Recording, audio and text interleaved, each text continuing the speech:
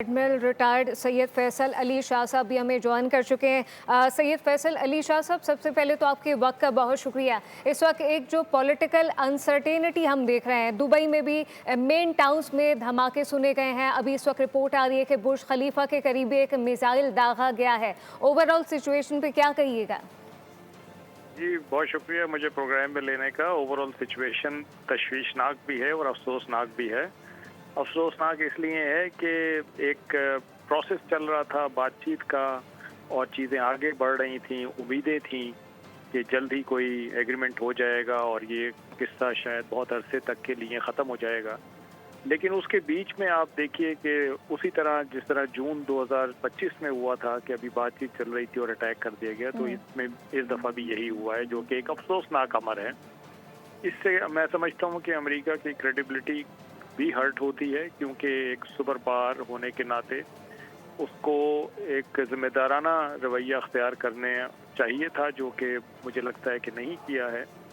और ओमानी वज़ीर ख़ारिजा का अगर आप बयान देखें तो वो सुन के और भी अफसोस होता है कि ईरान ने तकरीबन तमाम शराइत मान ली थी और उसके बावजूद ही अटैक किया। तशवीशनाक सूरत हाल इसलिए है कि ये नहीं समझ आ रहा कि ये क्यों किया गया है और इससे क्या मकासद हैं जो हासिल करने हैं। अगर अमेरिका और इजराइल का मकसद रिजीम चेंज है तो मेरा ख्याल है कि वो एक बहुत मुश्किल हदफ है जो कि शायद वो हासिल ना कर सकें। अगर उनका मकसद ईरान की मिलिट्री कैपेबिलिटी को कम्प्लीटली ख़त्म करना है तो मेरा ख्याल है कि वो भी ये ना हासिल कर सकें।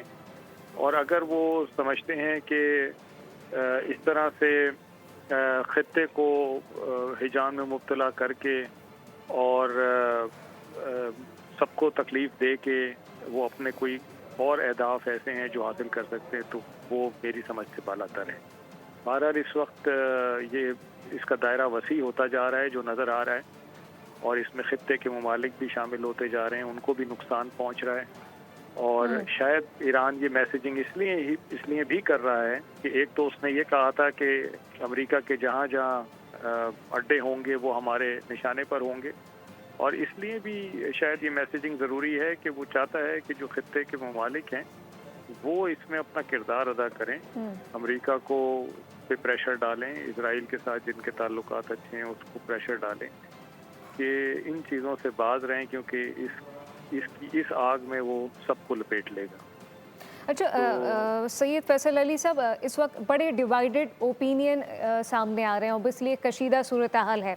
कहा जा रहा है एक जानिब कि अमेरिका ने इस वक्त, आप समझते हैं कि मुज़ाकरात को एक स्मोक स्क्रीन के तौर पर इस्तेमाल किया है और फिर अचानक ये सब हमले हो जाना। और जी बिल्कुल यही नज़र आ रहा है कि अमेरिका ने मुज़ाकरात को बेसिकली एक ढाल के तौर पे इस्तेमाल किया है, और जब तक उसकी तैयारी मुकम्मल नहीं हो गई इजराइल को प्रोटेक्ट करने की, उसने हमला नहीं किया और मुज़ाकरात का ढोंग रचाता रहा। और ये मैं इसीलिए कह रहा हूँ कि ये अमेरिका की क्रेडिबिलिटी पे एक बहुत बड़ा सवाल होगा, क्वेश्चन मार्क है, जो कि शायद दुनिया को देखना चाहिए कि आइंदा अगर अमेरिका से कोई मामला किसी भी मुल्क के तय हो रहे हों तो उसमें ये चीज़ बिल्कुल मद्देनज़र रखनी पड़ेगी कि क्या ये वाकई ही जो कह रहे हैं वो कर रहे हैं या जो पसे पर्दा कुछ और चल रहा है। तो ये एक अफसोसनाक अमर है बेसिकली। नहीं तो फैसल साहब, आप समझते हैं कि फिर डिप्लोमेसी का मतलब आप ये कहना चाह रहे हैं कि डिप्लोमेसी का झांसा देकर ईरान को इंगेज किया गया है और फिर ये हमले कर दिए गए? जी नज़र तो यही आ रहा है कि पिछली दफ़ा देखें अमेरिका की तैयारी पूरी नहीं थी और उसको बॉम्बर्स भेजने पड़े थे यूएस से, तो इस दफ़ा उसने पहले अपनी तैयारी मुकम्मल की है और साथ साथ मुज़ाकरात करता रहा, जिससे टाइम वो बाय करता रहा। और फिर जब तैयारी मुकम्मल हो गई और मुज़ाकरात भी एक नहज पर पहुंच गए तो उसने इजराइल के साथ मिलकर अटैक कर दिया, जो कि मेरा ख्याल है कि ऐसे नहीं होना चाहिए था। सही कशीदा सूरत हाल है। यकीनी तौर पे जुमेरा पार्क, बर्शा और जेबीसी के करीब धमाके हुए हैं, जबकि ये अहम रिपोर्ट इस वक्त अरब मीडिया की जानिब से तफसीलात ये सामने आ रही हैं। हमारा पैनल हमारे साथ मौजूद एहतशामुल हक तजियाकार और rear admiral retired Syed Faisal हमारे साथ मौजूद है। आप दोनों का बहुत शुक्रिया। सब्सक्राइब करें और बेल दबाएं ताकि कोई खबर रह न जाए।